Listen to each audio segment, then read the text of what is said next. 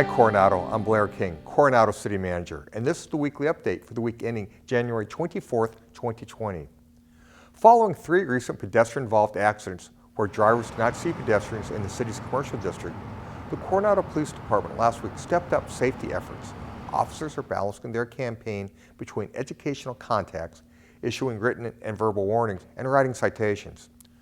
2 of the pedestrians were taken to the hospital with non-life-threatening injuries. The city encourages people to take extra care when traveling in the commercial district. Pedestrians should never assume drivers see them. Drivers should slow down and never assume pedestrians see them. In just 3 days, officers wrote 9 citations, issued 17 written and 34 verbal warnings, and made 2 educational contacts. A total of 31 pedestrian and bike and 20 vehicle stops were made. The city recently mailed a courtesy notice to Impact Coronado property owners about a draft environmental impact report released by the San Diego County Regional Airport Authority.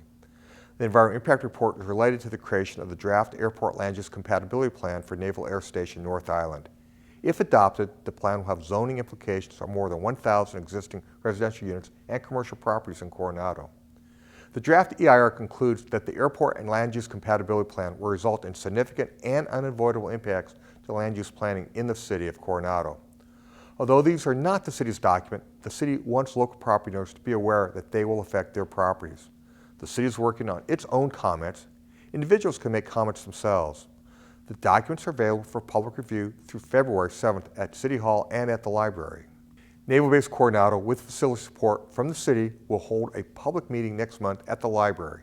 Naval Base Coronado Commanding Officer Timothy J. Slintz will provide a presentation on Navy air operations. The meeting will be like one held last year about the same time on the same topic. More than 60 people attended the informational talk last year. The meeting is set for 6 p.m. on Wednesday, February the 12th in the Wind Room, 640 Orange Avenue. The city's contract arborists began trimming hundreds of palm trees in the Orange Avenue medians last Saturday and will continue to work over the next 2 Saturdays, January 25th and February the 1st. The work will impact traffic, so residents should be aware of the work crews and plan accordingly. Please note the no parking signs in the area. Caltrans is once again working on the handicap ramps at Orange Avenue and 8th Street. If you thought the work had already been completed, well, apparently not. Caltrans has assured the city that this work will complete the project. For those who never seem to have enough time to read a library book before the lending period ends, the Coronado Library introduced Auto Renewals this month. Any checked out book will automatically renew 2 times as long as another patron has not reserved the item. From now on, patrons will receive an email 3 days before the original due date with a due date update.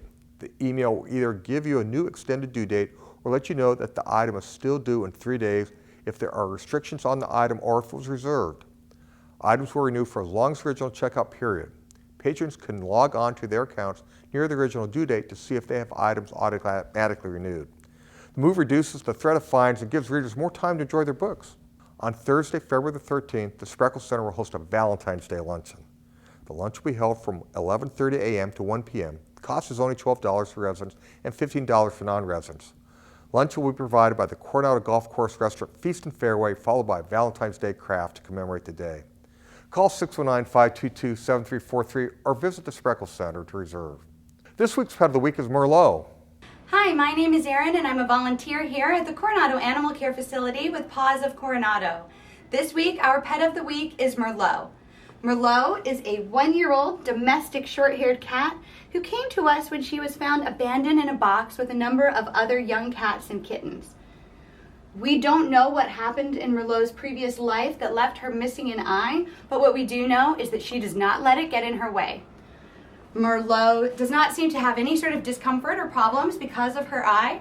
She is sweet and affectionate. She's really friendly. She loves to come up and sit next to you and wants pets, which is nice because she's also as soft as a bunny. In the cat room, Merlot doesn't seem to be bothered by the other cats at all, although she doesn't necessarily want to become best friends with them either. As with all of the cats here, Merlot is spayed and microchipped. She's up to date on her vaccinations and has had a flea preventative applied, and she's ready to go home for an adoption fee of $50.